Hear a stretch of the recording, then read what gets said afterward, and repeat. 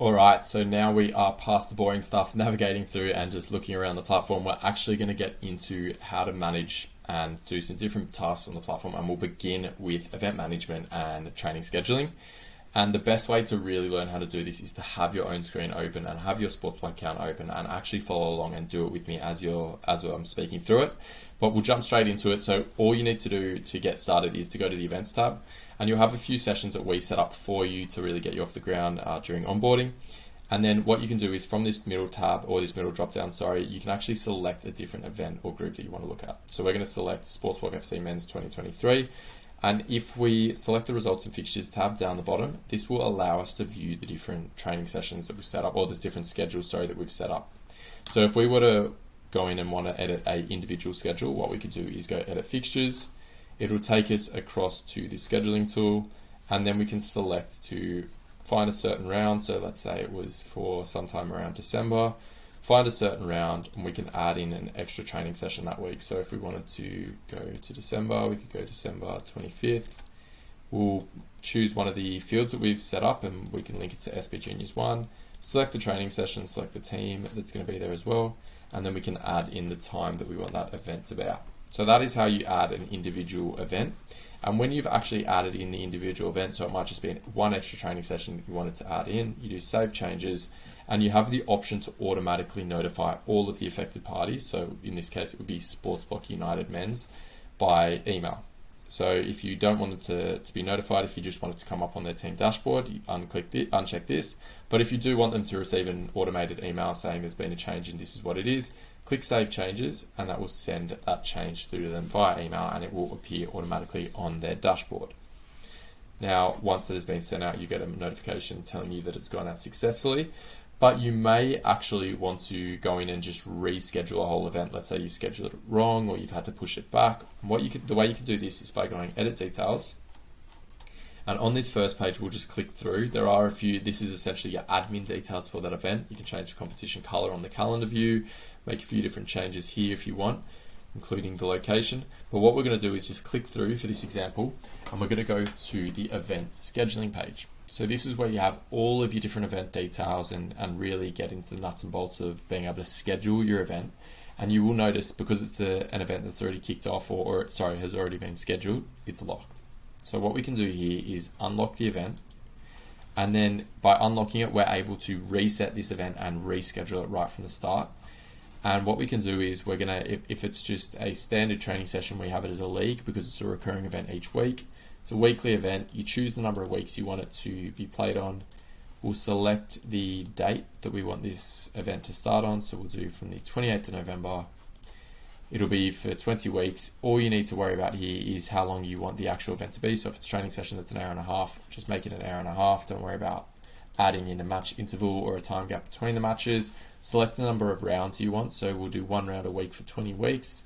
And then select the event or calendar that you want it to be linked to. So we're going to select SportsBlock Grounds. Now the easy part with this is then selecting the scheduling time that you want the event to be at. So we're going to say that we want this event to be on SB Park 1 at 6 p.m. kickoff every week. So all you need to do here is uncheck available hours, same time for all fields. We'll check in there that it's 6 o'clock kickoff, and then as you can see, because it's an hour and a half event, the event will automatically schedule to the position that it can fit in. So the one with 4 hours here, it's able to fit in, so we can actually change this to 19:30. So SB Park 1 is the only field available that this scheduled time can fit into. The others are all for 1 hour only, so it's not going to fit in there. So as we'll see when we click continue, and then we'll click regenerate because we're going to regenerate our schedule here. It's now regenerated a schedule for us at SB Park 1 starting on the 28th of November at 6 p.m. So we can see every single round's done for us. And what we can actually do before we finalize this schedule is just click across and view it on a calendar view. So we can then check that we don't have any events running at the same time. So we'll just scroll down to 4 p.m. Yep, 4 p.m. to 11 p.m. We'll click the week. And what we can actually do is just have a quick look to make sure that there's no events at that time. So I think we scheduled it for the Monday. Yeah, so SP Park 1, this is the event that we're scheduling here. showing up on the calendar view for 6 p.m. We don't have any overlaps there. That's all good to go. So what we can now do is go back across to the list view, and then we can scroll down to the bottom. We can click Save Changes, and that will update that schedule and that event for us, and it's going to regenerate the whole schedule, and now we have a new training schedule for this particular event. Now, obviously, that's just regenerating a schedule, and at the start of the season, we will schedule all of your events for you. During onboarding, we'll schedule all of your events for you to get you off the ground and running.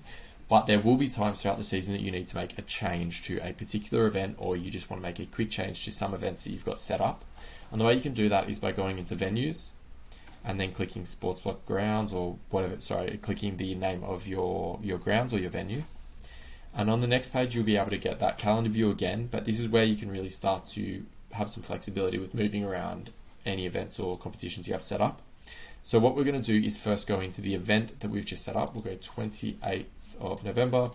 We'll select 4 p.m. onwards, because I think, or 5 p.m. onwards, it was 6 p.m. start. So it's good to give yourself about an hour of buffer time so you can make sure that you can see the full event start and finish time.